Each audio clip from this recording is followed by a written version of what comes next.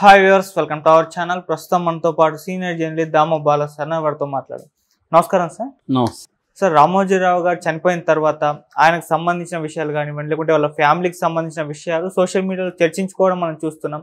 అందులో ముఖ్యంగా వాళ్ళ చిన్న కొడుకు సుమన్ ఆయన గురించి, అంటే రామోజీరావు గారి గురించి సాక్షి టీవీకి ఒక ఇంటర్వ్యూలో ఇవ్వడం జరిగింది సార్. మరి ఆయన ఏం చెప్పారు రామోజీరావు గురించి, అసలు చిన్న కొడుకు సుమన్ ఎలా చనిపోయారు సార్? రామోజీరావు గారికి ఇద్దరు కొడుకులు. ఒకరు ఏమో కిరణ్ పెద్ద అతను, రెండో అతను సుమన్. ఈ సుమన్ 2012లో చనిపోయాడు. బేసిక్గా ఇతను చనిపోవడానికి కారణం క్యాన్సరు. ఆయనకి 2006 ఆ ప్రాంతంలో క్యాన్సర్ వచ్చింది. ఆయన ఎక్కువ కాలం బతకడని అప్పుడే అన్నారు. బట్ ఆయన అమెరికా తీసుకెళ్ళి ట్రీట్మెంట్ అది ఇప్పించారు. బాగున్నాడు అనుకున్నప్పుడు మళ్ళీ ఆయన చనిపోయారు. అయితే 2007-8 ప్రాంతాల్లో సుమన్కి రామోజీరావుకి మధ్య గొడవలు అనేది బయటకు వచ్చింది. అప్పట్లో అది పెద్ద సంచలనమైంది. ఎందుకంటే సుమన్ బయటకు వచ్చి సాక్షిలో ఒక పెద్ద ఇంటర్వ్యూ ఇచ్చాడు. రామోజీ రామాయణం అని పెట్టి వాళ్ళు అంటే సుమన్ అండ్ ప్రభాకర్ ఎవరంటే అప్పుడు ETV creative head, Suman close friend.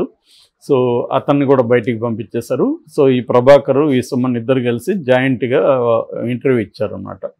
So అందులో సుమన్ చాలా ఆవేదనగా చాలా విషయాలు బయటికి తీసుకొచ్చాడు. అదేంటంటే మా నాన్నకి నేనంటే ఎప్పుడు ఇష్టం లేదు అని చెప్పాడు. యాక్చువల్గా సుమన్ ఇక్కడ హైదరాబాద్ పబ్లిక్ స్కూల్లో చదువుకున్నాడు, తర్వాత నిజాం కాలేజీలో చదువుకున్నాడు, తర్వాత అమెరికాలో చదువుకొని వచ్చాడు. తనకు ముందు నుంచి కూడా యాక్టింగ్ అన్న, క్రియేటివ్ రైటింగ్ ఇవంటే ఇష్టం అనమాట. బిజినెస్ కంటే కూడా వీటి పట్ల అతనికి అట్రాక్షన్ ఎక్కువ. కిరణ్ ఏమో వ్యాపారాలు అవి చూసుకోవడం, వాటిలో కిరణ్ కానీ ఆయన భార్య శైలజ కానీ వీళ్ళిద్దరూ వ్యాపారాలు చూసుకునేవాళ్ళు. మేబీ రామోజీరావు అంటే వాళ్ళకి ఏంటంటే తన కొడుకులు ఇద్దరు కూడా వ్యాపారం చూసుకోవాలని అనుకొని ఉంటాడు. బట్ ఇతను వ్యాపారం కంటే కూడా ఇతనికి క్రియేటివ్ ఇంట్రెస్ట్ కాబట్టి ఈటీవీ పెట్టమని ఇతనే అడిగాడనేది కూడా అంటారు. ఏదేమైనా ఈటీవీ పెట్టినప్పుడు ఇతను ఈటీవీ 2కి హెడ్గా పెట్టారు.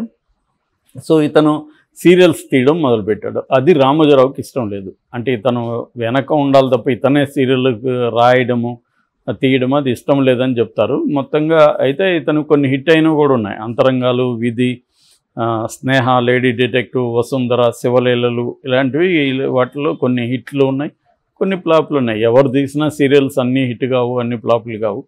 సో అయితే ఇతని మీద అప్పట్లో కూడా జోకులు వేసుకునేవాళ్ళు. ఇతని క్రియేటివ్ రైటింగ్ కూడా బుక్కులు వస్తే ఆ బుక్కులంతా కూడా పరమ చెత్త రైటింగ్ అని అనేవాళ్ళు. చాలా నిజానికి పరమ చెత్త రైటింగ్ టీవీల్లో వర్కౌట్ అవుతాయి కూడా. అదేమీ గ్రేట్ సీరియల్ అన్నీ గ్రేట్ కాదు. నేను కూడా కొద్ది రోజులు సీరియల్స్కి పనిచేస్తాను రైటర్గా. చాలా పనికిమాలిన రైటింగే ఉంటుంది. అంటే ఆ సీన్లే అట్టుంటాయి. వాళ్ళు అప్పటికి సార్ ఎక్కువ రాయండి అనేవాళ్ళు. అంటే ఆ సీన్లో అవసరం లేకపోయినా డైలాగులు ఎక్కువ రాయాలి. సో అంటే పొడిగిచ్చాలి వాళ్ళకి. అప్పట్లో ఏంటంటే ఎంత తక్కువ టైంలో ఎంత ఎక్కువ ఫుటేజ్ ఇవ్వాలనేదే డైరెక్టర్లకు ఉండే టెన్షన్. అందువల్ల సీన్లలో డైలాగులో కూర్చోబెట్టిన మాట్లాడిచ్చేయచ్చు కదా, మాట్లాడిస్తే లెంగ్త్ ఎక్కువ వస్తుంది. అదొక ప్యాటర్న్. సో నేను పనిచేసిన సీరియల్ కూడా నేను ఇప్పుడు ఒక ఎపిసోడ్ కూడా చూడలేదు. ఎందుకంటే నా వల్ల అయితే సీరియల్ చూడలేను నేను. సో అది పరిస్థితి అన్నమాట మామూలుగా. అందువల్ల ఇతని సీరియల్ మీద కూడా నెగిటివ్ పాజిటివ్ ఉంది. హిట్ అయినవి ఉన్నాయి, జనాలు తిట్టుకునే వాళ్ళు కూడా ఉన్నారు. మేబీ రామోజీరావుకి అది ఇష్టం లేకపోయిండొచ్చు. సో సుమన్ వెర్షన్ ఫస్ట్ మనం చెప్పుకుంటే, సుమన్ ఏమన్నా అంటే నేను స్క్రిప్ట్ రాయడం అంటే మా నాన్నకి ఇష్టం ఉండేది కాదు. విపరీతంగా నన్ను అరిసేవాడు, తిట్టేవాడు, ఫోన్లు చేసి తిట్టేవాడు, పర్సనల్గా తిట్టేవాడు. సో నేను అందుకని దొంగతనంగా స్క్రిప్ట్ రాసేవాడిని, ఎవరు చూడకుండా స్క్రిప్ట్లు రాసేవాడిని. సో అలాగా రాసి నేను నా పెద్ద హిట్లు అయినాయి. 50,000 ఖర్చు పెడితే 25 లక్షలు వచ్చిన సందర్భాలు చాలా ఉన్నాయి. అప్పుడు కూడా నేను 50,000 తీసుకునేవాడిని జీతం మాత్రం. ఎందుకంటే మా నాన్న దగ్గర నిరూపించుకోవాలనేదే నాకు ఏకైక లక్ష్యం. నేను ఒక రైటర్గా, ఒక డైరెక్టర్గా మా నాన్న దగ్గర నిరూపించుకోవాలని ఉండేది, కానీ ఆయనకి అది ఉండేది కాదు. సో బోర్డు మీటింగ్లో కూడా నన్ను అందరి ముందు కూడా తిట్టేసేవాడు. నువ్వు లేకపోతే అంత బాగుంటుందని చెప్పి అరిసేవాడు. అది నాకు చాలా హ్యూమిలేటింగ్ అనిపించింది. నా కింద పనిచేసే వాళ్ళ దగ్గర కూడా ఎదురుగా కూడా నన్ను అలా తిట్టడం నచ్చేది కాదని చెప్పేవాడు. ఎప్పుడు నేను భయంతో వణికిపోయాను. ఆయన నుంచి ఎప్పుడు ఫోన్ వస్తుందో లేకపోతే ఆయన వస్తాడేమో అనే ఒక భయం, టెన్షన్ ఉండేది. నాకు ఆరోగ్యం బాగాలేకపోతే 9 నెలల పాటు నేను బెడ్లో ఉన్నాను. అప్పుడు వచ్చి మా నాన్న రకరకాల పేపర్లు తెచ్చి వీటి మీద అంతా సంతకాలు పెట్టు అంటే ఏంది నాన్న అడిగాను. నీకు అనవసరం, నేను నీకు చెప్తాను తర్వాత సంతకాలు పెట్టని రోజు నా దగ్గర సంతకాలు పెట్టించుకున్నాడు. దాని తర్వాత అర్థమైంది ఏమంటే వేరే వాళ్ళకి వాటాలు ఉన్నాయి, నేను అవి అందుకని నువ్వు దీన్ని వదులుకుంటే నేను తర్వాత అవన్నీ క్లియర్ చేసి నీకు ఆరోగ్యం బాగైనాక అమెరికా నుంచి వచ్చాక నీకు మళ్ళీ అప్పగిస్తాను అని చెప్పాడు. నాకు ఒక పక్క ప్రాణం పోతుందని బాధ, ఇంకొక పక్క నా ప్రాణంగా ప్రేమించిన ఈటీవీ నా చేతుల్లో పోతుందని బాధ. సో ఇలా నేను రెండింటి మధ్య ఎంతో మానసిక వ్యధకు లోనయ్యాను. మా నాన్నకి చాలామంది అంటారు, నీ ఆరోగ్యం పట్ల ఆయనకి చాలా కన్సర్న్ ఉంది, అది ఇది అమెరికా కూడా ప్లాన్ చేస్తున్నాడు అనే చెప్తారు.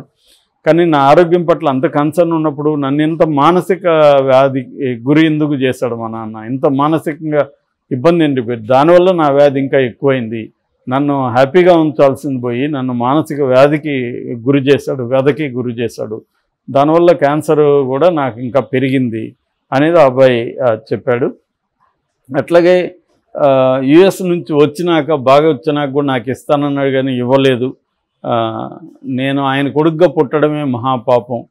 సో ఆయన గొప్ప వ్యక్తి కావచ్చు, గొప్ప వ్యాపారవేత్త కావచ్చు, కానీ గొప్ప తండ్రి అయితే కాదు అనేది ప్రధానంగా ఇతను చెప్పింది. అట్లాగే ప్రభాకర్ కూడా మేమిద్దరం కలిసి బాగా చేస్తున్నామని, నాకు సుమన్ని నేనే చెడిపేస్తున్నానని నన్ను అరిశాడు, చాలా హ్యూమిలేట్ చేసి నన్ను బయటికి తరిమేశాడు అనేది ప్రభాకర్ కూడా ఆ ఇంటర్వ్యూలో చెప్పారు. అయితే రామోజీరావు మనకి ఎక్కడ బయట దీనికి కౌంటర్గా ఇంటర్వ్యూలు కానీ ఏమి ఇవ్వలేదు. కానీ ఆయన వైపు నుంచి కొంతమంది చెప్పింది ఏంటంటే, అప్పట్లో పుకార్లు కూడా వచ్చాయి. అదేంటంటే ఈ సుమన్కి ఈ ప్రభాకర్కి మధ్య గే రిలేషన్షిప్ ఉంది. అంటే వాళ్ళిద్దరు లవర్స్. సో ఇద్దరికి పెళ్ళిళ్ళే బిడ్డలు ఉన్నారు విడిగా. బట్ వీళ్ళిద్దరు అంటే బైసెక్సువల్స్ వాళ్ళిద్దరి మధ్య సంబంధం ఉంది. దీనివల్ల అతనికేమో అమ్మాయిల ఇది కూడా ఉంది, ఎవరు ప్రభాకర్కి. ఇతను వల్ల వేసుకున్నాడు సుమన్ని, తను గ్రిప్లోకి పెట్టుకొని పేరుకి సుమనే కానీ మొత్తం ప్రభాకరే నడుపుతున్నాడు. అతనికి ఇష్టం వచ్చినట్టు చేయడం, తోటి హీరోయిన్లతో లైంగికంగా మిస్బిహేవ్ చేయడం, తర్వాత డబ్బులు మిస్యూజ్ చేయడం, ఇలాగా రకరకాలుగా ప్రభాకర్ చేస్తున్నాడు. దీన్ని సుమన్ సపోర్ట్ చేస్తుంటే రామోజీరావు గారికి కోపం వచ్చింది. అంటే మిగతా పనిచేసేవాళ్ళు రామోజీరావు దగ్గర లాయల్గా పనిచేస్తున్న సీనియర్లంతా కూడా కంప్లైంట్ ఇచ్చారు. దాంతో రామోజీరావు దీన్ని పరిష్కరించడం కోసం ప్రభాకర్ని వదిలేయమంటే, ప్రభాకర్ వెళ్తే నేను కూడా వెళ్తానని ఇతను సుమన్ అన్నాడు. దాంతో రామోజీరావుకి వేరే ఆప్షన్ లేకుండా సుమన్ నుంచి దాన్ని బయటికి తీసేయాల్సి వచ్చింది. మనం జడ్జి చేయలేము ఆయన, ఎందుకంటే ఆయన self made man Ramoji Rao. Self made మ్యాన్లకి ఏంటంటే ప్రతి దాని మీద కంట్రోల్ తమకే ఉండాలండి. నేను ఆ మధ్య చిన్న సోమరాజు అని ఒక ఇండస్ట్రియలిస్ట్ మీద డాక్యుమెంటరీ బుక్ రాశాను. Bengaluru atria convergence technology active fibre ఉంది కదా అది. సో ఆయన కూడా ఇలాగ సెల్ఫ్ మేడ్ మ్యాన్. ఆయన వేలాది కోట్ల ఆస్తులు సంపాదించాడు. ఆయనతో ఇంటర్వ్యూ చేసినప్పుడు ఆయన ఇది చెక్ పవర్ కూడా కొడుకు ఇచ్చేవాడు కాదు. అంటే మొత్తం టోటల్ కంట్రోల్ తను పెట్టుకునేవాడు. ఆయన అది ఒప్పుకునేవాడు కూడా. అవును, నేను కంట్రోల్ ఫ్రీకే, మొత్తంగా నాకు భయం వాళ్ళు మిస్యూజ్ చేస్తారని చెప్పేవాడు. అటువంటి ఒక కంట్రోలు ఈ సెల్ఫ్ మేడ్ పీపుల్కి ఉండడంలో ఆశ్చర్యం ఉండదు.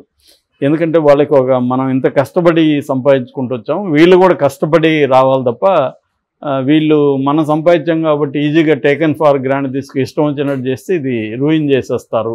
అంటే పేరు ఆస్తి రెండిటి పట్ల వాళ్ళకి కన్సర్న్ ఉంటుంది. పేరు కూడా వాళ్ళు కింద నుంచి కష్టపడుతూ తెచ్చుకున్నది. రామోజీరావుకి ఒక రోజులో వచ్చింది కాదు, గ్రాడ్యువల్గా ఆయన 60s నుంచి చేస్తే ఆయనకి 80sకో అట్లా కొంత పేరు వచ్చింది. ఆ తర్వాత రామోజీ ఫిల్మ్ సిటీతో ఆయన ఒక్కసారిగా ఒక గెంతు అని చెప్పచ్చు, ది లీప్. సో ఇటువంటి కండిషన్లో ఉన్న వాళ్ళకి సహజంగానే ఒక స్ట్రాంగ్ విల్డ్ సన్ ఉంటే కష్టం.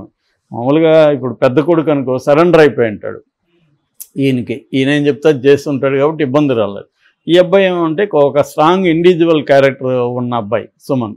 అంటే నేను అతనికి వచ్చోరాద పక్కన పెడితే అతను ఒక క్రియేటివ్ గై అనుకుంటున్నాడు, రైటరు, డైరెక్టరు, చివరికి ఆయన పాటలు పాడేవాడు, డబ్బింగ్ వాయిస్ చెప్పేవాడు, అన్నీ ఉండేది ఆయనకి ఇంట్రెస్ట్. ఆలినాలు అతనే చేసేవాడు, బొమ్మలు వేసేవాడు అలాగా. సో దానివల్ల ఇద్దరి మధ్య కాంట్రడిక్షన్ అనేది వచ్చుండొచ్చు. ఇది ఇట్లాంటి బిజినెస్ కుటుంబాల్లో అనేక బిజినెస్ కుటుంబాల్లో ఇలాంటి ఇష్యూస్ ఉన్నాయి. కాబట్టి మనం రామోజీరావు చెడ్డోడనో లేకపోతే సుమన్ చెడ్డోడనో లేకపోతే వైస్ వెర్సా ఇలా మనం జడ్జి చేయలేం. కానీ ఆ కాన్ఫ్లిక్ట్ కారణం మాత్రం నేను ఇందాక చెప్పిన జనరేషనల్ ప్రాబ్లం, సెల్ఫ్ మేడ్కి న్యూ జనరేషన్ మధ్య ఆ ప్రాబ్లం ఖచ్చితంగా చాలా ఫ్యామిలీస్లో ఉంటుంది. Okay sir, thank you so much sir.